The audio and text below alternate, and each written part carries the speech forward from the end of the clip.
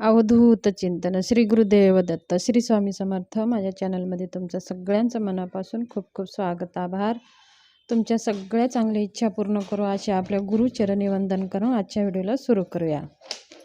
चला तर मग आज मी एक अत्यंत महत्त्वाची आणि आनंदाची बातमी घेऊन आलेली आहे, माहिती घेऊन आलेली आहे.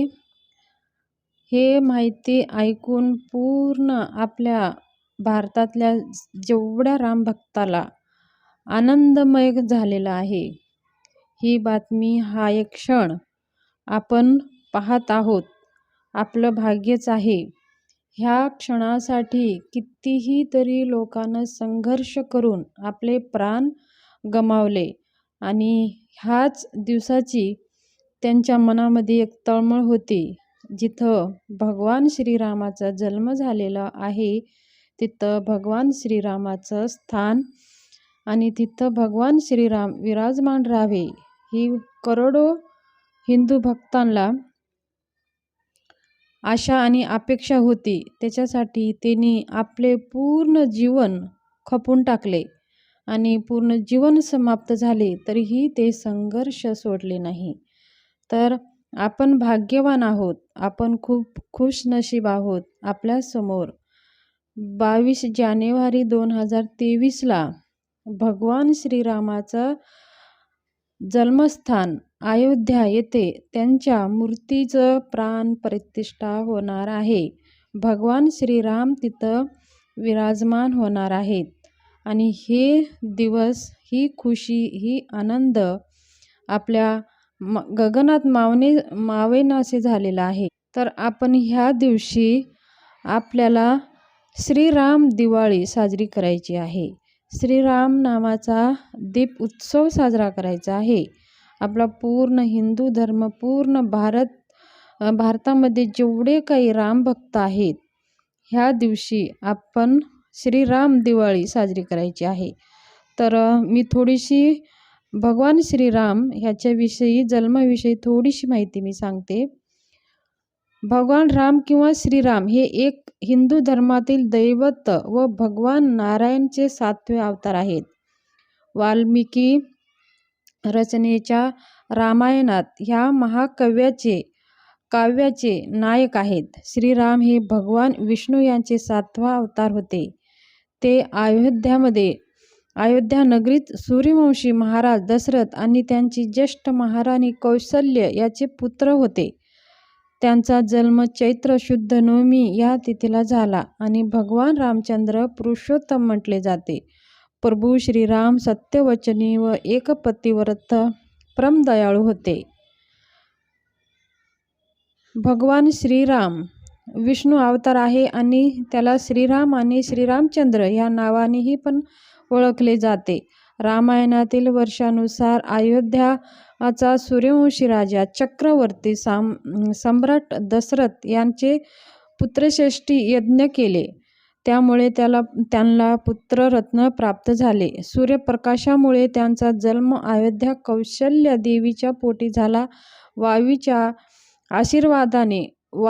आशीर्वादाने भरतांचा जन्म झाला. यमराजापासून लक्ष्मणाचा जन्म झाला आणि इंद्राच्या आशीर्वादाने शत्रुघ्नाचा जन्म झाला.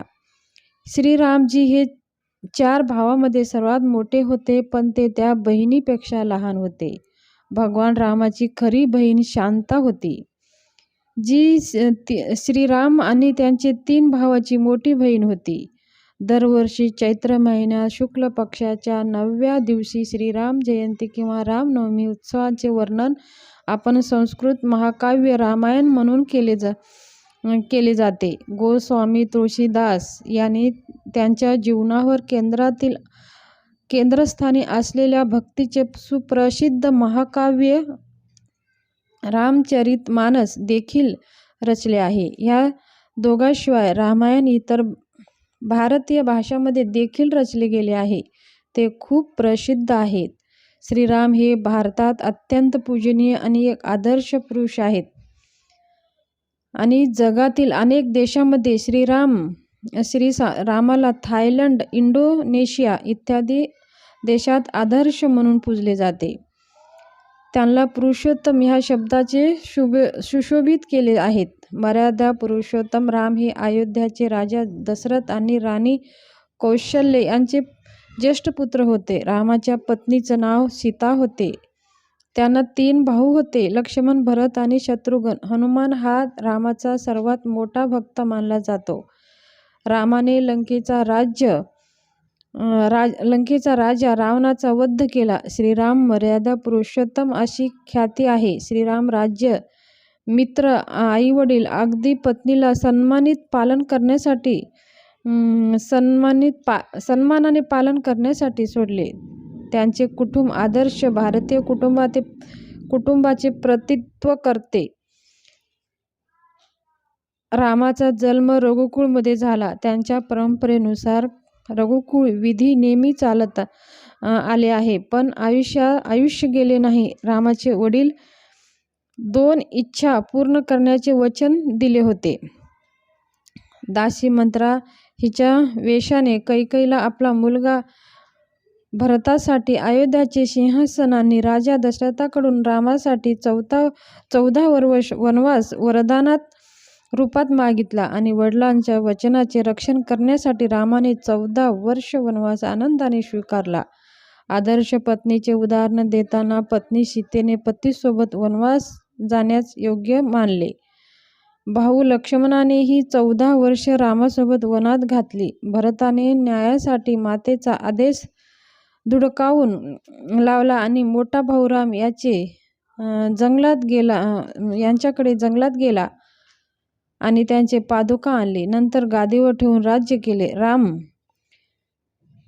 जेव्हा वनवासी होते तेव्हा त्यांची पत्नी सीता हिला रावणाने पळून नेले होते. जंगलात रामाला हनुमानसारखा मित्र आणि भक्त सापडला. त्याने रामाची सर्व कामे पूर्ण केली. हनुमान, सुग्रीव इत्यादी वानर जातीतील महापुरुषाच्या मदतीने रामाने सीता शोधली आणि त्याने समुद्रावर पूल बांधून लंकेत पोहोचले आणि रावणाशी युद्ध केले.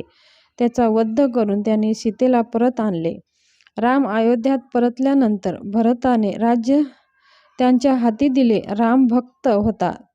त्यांनी चांगले राज्य केले.